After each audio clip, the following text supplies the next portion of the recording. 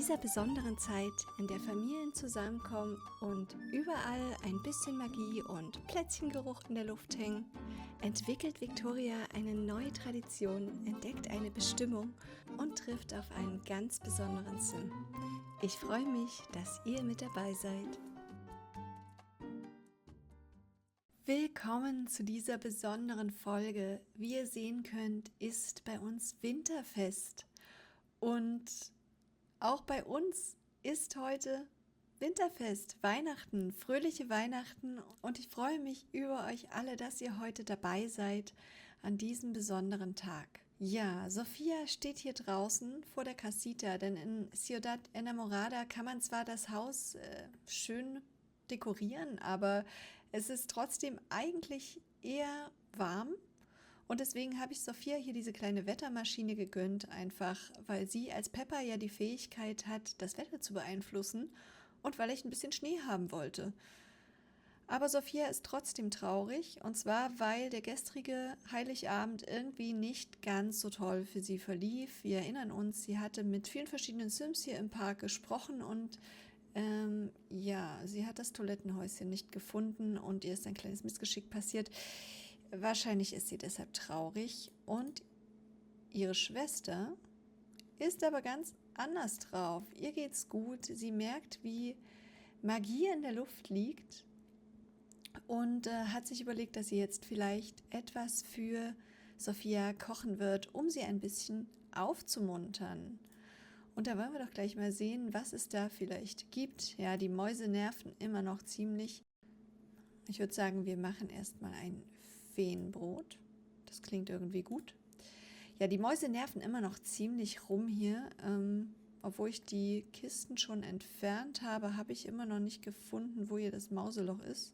Vielleicht könnte sich Sophia darum mal kümmern. Vielleicht kommt man jetzt ans... Nee, man kommt immer nicht ins Mauseloch ran. Danke, Tascha.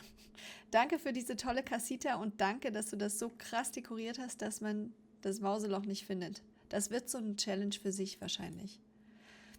So, und Viktoria hat das ging schnell, das Feenbrot zu gestalten. Ich frage mich, was das bringt. Wir lassen Sophia mal davon kosten. Aber ich dachte eigentlich, dass Viktoria auch mal was Emotionales kochen kann. Vielleicht zum Brunch? Nein. Machen wir das bei Kochen? Kokette Herzkekse, genau das wollte ich herstellen. Der Eigentümer-Sim ist zu Besuch. Oh, das brauche ich jetzt gar nicht. Ja, wir haben uns gestern mit dem unterhalten, ne? Sophia rennt hier in Unterwäsche rum. Ja, wir könnten uns hier gleich mal über die Mäuse beschweren vielleicht, ja? Ich denke, du ziehst dir erstmal ein bisschen was Festlicheres an. Es ist immer noch warm. Es schneit, aber es ist warm. Und Viktoria kocht. Viktoria ist schon wieder am Aufräumen. Ja, der Eigentümer-Sim ist zu Besuch gekommen. Es sollte lieber ein bisschen besser aussehen hier. Und unserer Sophia geht es wieder besser. Sie hat was von dem Feenbrot gegessen und fühlt sich verspielt durch die ganzen Streusel und hat Herzplätzchen gekostet und findet die auch ganz gut. Aber die Verspieltheit, ja, überwiegt gerade. Viktoria macht hier schon wieder ganz beflissen und fleißig den Abwasch und kümmert sich schon wieder um die Mäuse. Sophia ist ebenso verspielt durch dieses tolle Feenbrot. Ja, mal sehen, wie lange die Stimmung hält. Wo ist denn dieser Eigentümer-Sim? Ich würde den gern mal... Der ist schon wieder weg. Na, das ging ja schnell. Der hätte sich hier doch ruhig mal angucken können, wo das Mauseloch ist. Vielleicht ist das hier hinter dieser großen Figur. Okay, darum werden wir uns später kümmern. Viktoria muss auf jeden Fall noch ein Festtagsessen kochen, noch ein bisschen was verschenken. Und ich würde vorschlagen, da wir gerade irgendwie beide in so guter Stimmung sind, ich habe hier schon einen Weihnachtsbaum platziert, lassen wir die beiden doch hier gleich mal noch ein bisschen dekorieren. Also wir dekorieren hier irgendwie alles mal fürs Winterfest. Und Sophia könnte mal ein bisschen in der Dekoration wühlen und dann haben wir gleich noch ein schönes Schwestern-Event zusammen. Guck mal, ja. Es ist zwar jetzt hier ein bisschen doppelt gemoppelt, aber egal. Wenn es dann hoffentlich doch mal wieder schneit, dann könnte das doch eigentlich ganz festlich aussehen. Ja, die beiden werden nämlich am Sonntag dann ihr großes Familiendinner feiern. Es ist zwar jetzt ein bisschen später als der tatsächliche Heiligabend, aber so steht es in den Generationsregeln. Wir machen sonntags immer ein großes Familiendinner mit allen, die bis dahin zur Familie gehören. Und heute ist eben erst Donnerstag. Während des Baumschmückens hat sich Victoria etwas ganz Besonderes überlegt. Sie merkt, dass es ihrer Schwester endlich wieder so richtig gut geht und dass sie das ihrem Essen zu verdanken hat, also diesen Herzkeksen und auch diesem Feenbrot. Und Sophia fühlt sich jetzt so selbstsicher, dass sie hier sogar noch ein paar Törtchen gezaubert hat zur Feier des Tages. Und ja, Victoria ist nun gerade dabei, hier ein Fischfestmahl zu kochen, passend zum Anlass. Und ich glaube, das Gespräch mit dem Eigentümer Sim vor dem Haus in der letzten Folge oder am gestrigen Tag für die beiden hat sie so inspiriert, dass sie zu einer Idee gekommen ist, wie sie dieses Weihnachten für sich selbst zu etwas ganz Besonderem gestalten möchte. Der Zauber der Weihnacht hat mich ergriffen. Oh Mann, klingt das kitschig. Sowas wollte ich doch nie sagen. Aber es stimmt. Ich habe es geschafft, Sophia aufzumuntern, einfach nur, weil ich was gekocht habe. Wie verrückt ist das denn? Und jetzt habe ich mein erstes eigenes Weihnachtsfestmahl gekocht. Ich weiß nicht, ob das so perfekt geworden ist, aber was soll's. Ich habe eine Idee. Das Gespräch gestern mit unserem Vermieter, der komischerweise einen Stand direkt vor unserem Haus hat, was ich ein bisschen komisch finde, aber egal. Dieses Gespräch hat mich total inspiriert und ich muss das sofort mit Sophia teilen. Ich wünschte, sie würde meine Begeisterung so teilen wie ich und nicht die ganze Zeit auf ihrem Handy rumgucken. Ich möchte dieses Weihnachten dazu nutzen, noch mehr Sims etwas Gutes tun zu können. Ich möchte mein eigenes Essen verkaufen. Und wer weiß, vielleicht hat das ja auf andere genau den gleichen Effekt wie auf meine Schwester. Und die lässt sich häufig durch nichts so einfach aus der Ruhe bringen oder aus ihrem Loch herausziehen. Vielleicht sollte ich es einfach mal versuchen? Irgendwie müssen wir auch an Geld kommen, um die Miete zu bezahlen. Es ist jetzt schon dunkel geworden, aber Victorias Stand steht, ist weihnachtlich dekoriert. Es fängt sogar ein bisschen an zu schneien. Da hinten steht noch jemand im Weihnachtsoutfit, der auf jeden Fall, denke ich, in der Stimmung ist, hier was zu kaufen. Und ich würde sagen, wir starten jetzt hier mal unseren allerersten Essensverkauf und schauen, ob vielleicht an diesem besonderen Abend jemand Lust hat, hier vorbeizukommen. Sophia dekoriert übrigens gerade noch ein bisschen den Baum, hat hier schon Geschenke hingelegt und macht das alles noch ein bisschen hübsch. Und Victoria hat alles aufgebaut und rennt schon wieder zu diesen bescheuerten Mäusen. Bedien deinen Stand und schau, wer kommt. Ich bin so gespannt. Warum geht's dir denn jetzt schlecht? Oskar ruft an, um zu plaudern. Natürlich gehen wir ran. Es ist Weihnachten. Wir besprechen das Familiendinner am Sonntag. Und Victoria wartet auf ihre allerersten Kunden. Ja, und ich hoffe, dass sich bald jemand blicken lässt. Es sieht ganz schön ruhig aus hier. Ich meine, es ist 19:30 Uhr Weihnachten. Will denn niemand vorbeikommen? Ich dachte immer irgendwie, es kommt dann trotzdem jemand. Oskar möchte vorbeikommen und abhängen. Na klar. Oskar, wir reden noch über dich. Denn Sophia hat ja noch nicht geheiratet und somit hat der große Streit mit unserem Bruno, unserem Bruder, auch noch nicht stattgefunden und wir können ihn hier noch integrieren. Und vielleicht ist er ja jetzt der Erste, der hier was kauft. Ich bin wirklich ein bisschen enttäuscht, dass hier irgendwie nichts los ist. Aber ihm hier geht's ähnlich, ne? Da kauft auch niemand was. Wo sind denn die alle? Die laufen doch hier alle rum und sind in Weihnachtsstimmung. Warum wollt ihr nichts kaufen? Mein erster Verkaufstag war ein totaler Misserfolg. Hier laufen so viele Menschen rum, obwohl Weihnachten ist, aber keiner kommt an meinen Stand. Was mache ich denn nur falsch? Ich dachte, so ein Weihnachtsessen, ein paar Herzkekse und kleine leckere Törtchen würden jeden begeistern. Aber ich sehe die Leute einfach nur weit weg von mir herumlaufen und keiner kommt auch nur in die Nähe meines Standes.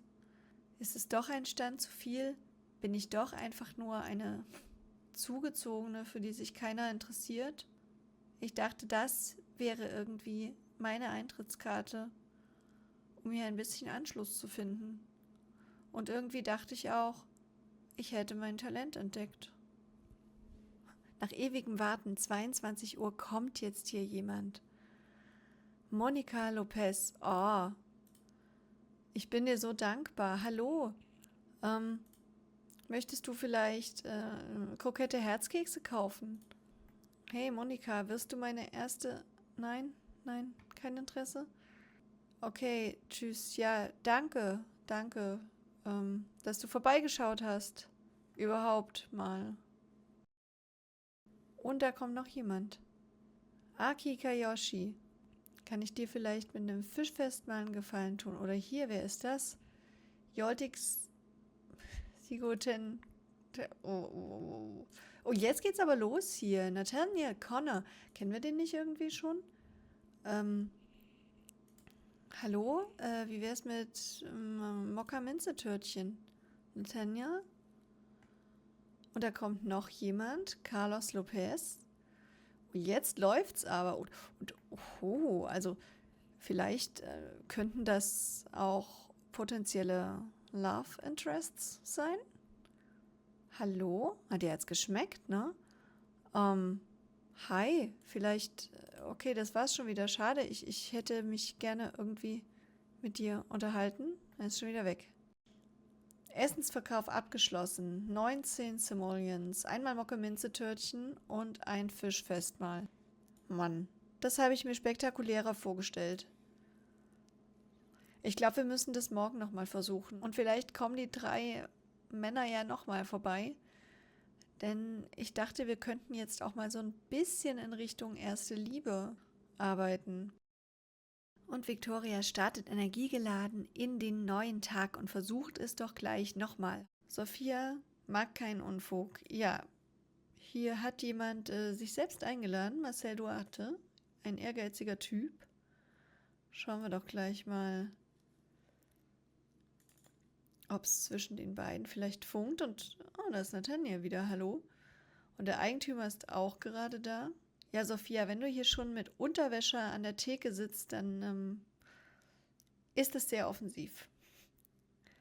Wir wollten mal rausfinden, ob einer von den beiden vielleicht tollpatschig ist.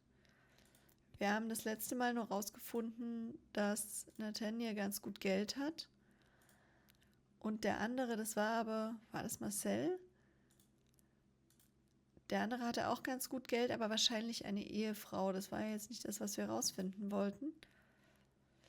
Oh! Nathaniel ist tollpatschig. Das ist das, was wir brauchen. Und Marcel ist großzügig. Marcel, wenn du so großzügig bist, dann kauf doch was an unserem Stand vielleicht. Hm? Ja gut, aber das heißt, dass Victoria Nathaniel näher kommen sollte. Sie kennt ihn noch nicht und er hat sich jetzt hier vielleicht in unser Haus eingeladen, weil er unsere Schwester irgendwie interessant fand und hat noch nicht unseren coolen Stand besucht. Wie lerne ich den jetzt kennen am besten? Wie kriege ich den zu mir raus? Ja, und der Eigentümer, dem ist das super peinlich, dass hier diese ganzen Mäuse rumrennen, ne? Aber mehr macht er macht jetzt da auch nichts dagegen. Na klasse. Sag mal, könnte ich dir nicht vielleicht irgendwie noch was über meine Schwester erzählen? Ich möchte dir sagen, dass du dir mal diesen Stand da draußen anschauen solltest. Andere Sims. Nach anderen Sims. Ich äußere mich mal total positiv über meine Schwester. Ich stinke und habe Unterwäsche an, aber ich wirke so seriös. Du solltest meine Schwester kennenlernen. Ja? Ja? Geh mal draußen vorbei. Das klingt, als wäre die Gesellschaft von Victoria äußerst angenehm. Und wie? Ich gehe erst mal duschen.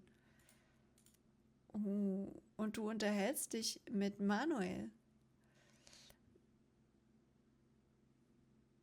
Und da kommt aber Kundschaft. Du solltest... Und da ist er. Da ist er. Wow. Hi. Victoria ist großartig. Oh, sieht sie das auch so? Was haben die denn hier gerade für ein... Ich dachte, die hätten hier so eine Erinnerung zusammen gehabt. Nee. Blossom Buddies. Das würde doch auch ganz gut zu ihr passen. Also ich glaube, wir müssen den wirklich klar machen. Das scheint der perfekte Mann für sie zu sein.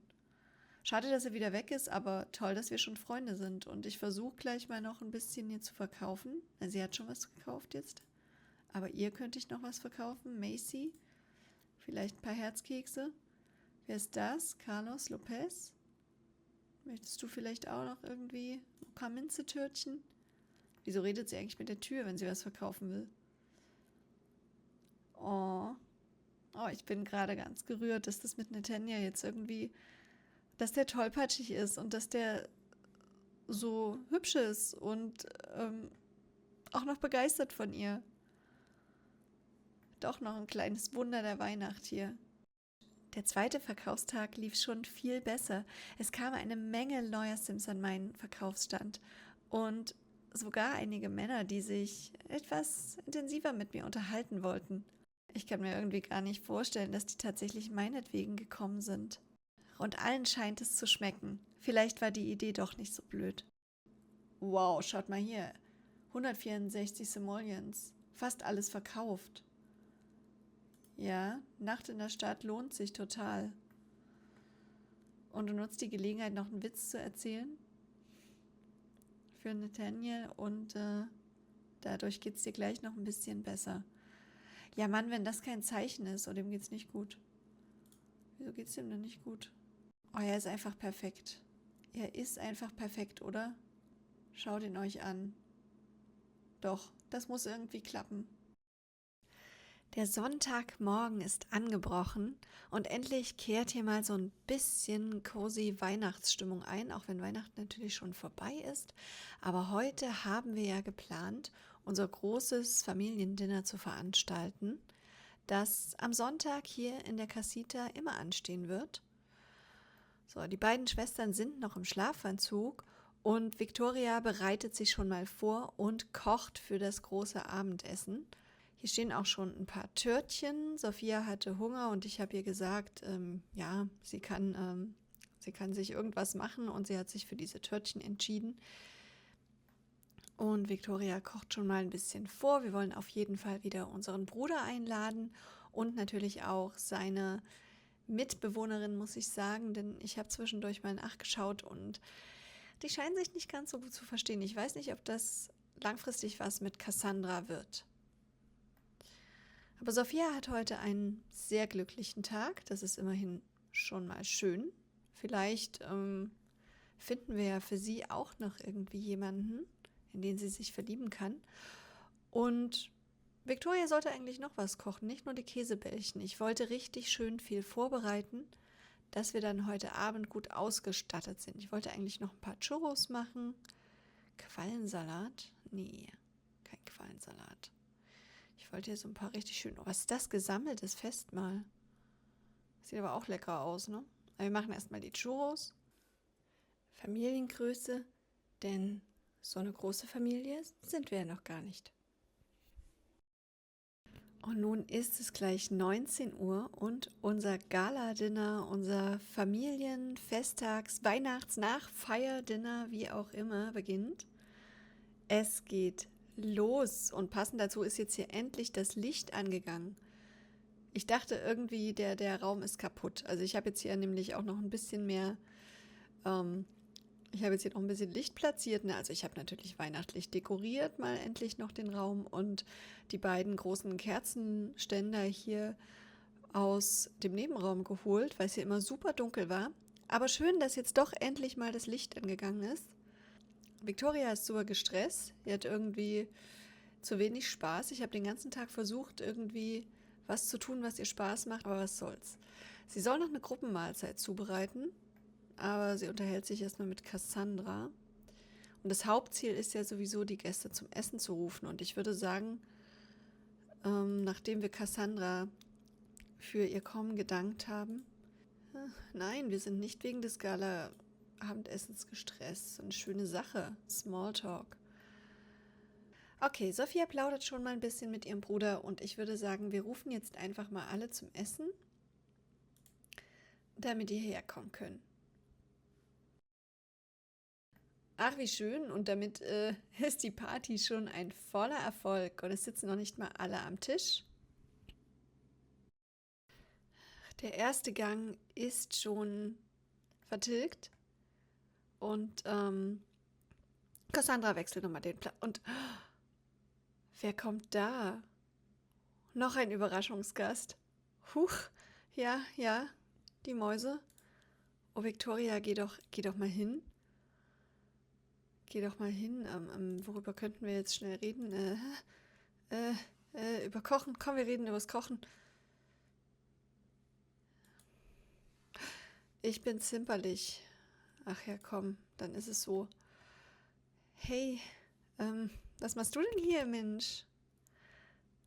Toll, dass du da bist. Willst du dich vielleicht mit zu uns setzen? Oh, wie schön. Komm doch rein. Ich rufe hier einfach gleich nochmal zum Essen. Ich meine, es gibt ja noch Pasta und Churros und komm doch mit rein. Ignoriere einfach die Mäuse und folge uns ins Esszimmer. Alle sind da. Ich kann dir meine Schwester und meinen Bruder vorstellen und meine Schwägerin oder auch nicht. Wobei das hier doch alles sehr harmonisch aussieht.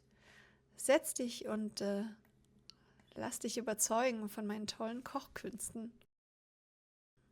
Oh, und er setzt sich sogar neben sie. Ach, wie schön. Wie schön.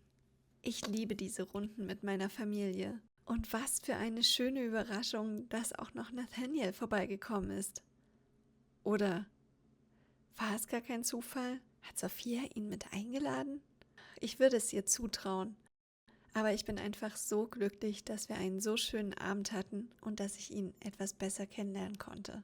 Vielleicht können wir uns ja auch einfach mal zu zweit treffen. Oh Mann, ich muss echt all meinen Mut zusammennehmen, um ihn das zu fragen. Aber das Essen scheint ihm auch gut geschmeckt zu haben. Vielleicht lade ich ihn einfach zu einem kleinen Picknick ein? Ach, das ist so richtig toll, die hier alle sitzen zu sehen. In ihrer vertrauten Runde. Und vielleicht trauen wir uns ja auch nochmal, ihn kurz ein bisschen anzuflirten. Ich will aber nicht zu viel hinwegnehmen. Vielleicht hauchen wir einfach nur einen kleinen Kuss. Und alles andere, wie sich die Beziehung zwischen den beiden noch entwickeln wird, ich würde sagen, das heben wir uns doch für die nächste Folge auf. Und vielleicht wollt ihr mir ja vorschlagen, wo die beiden ihr allererstes Date haben werden. Vielleicht in diesem wunderschönen Park, den wir schon gesehen haben, oder wo ganz anders, in einer völlig anderen Welt. Ich bin gespannt, schreibt es mir in die Kommentare. Und ja, dann sehen wir uns beim nächsten Mal wieder, wenn Victoria und Nathaniel sich näher kommen und vielleicht Sophia auch ihre große Liebe trifft oder zumindest jemanden, mit dem sie sich vorstellen kann, ihr weiteres Leben zu verbringen.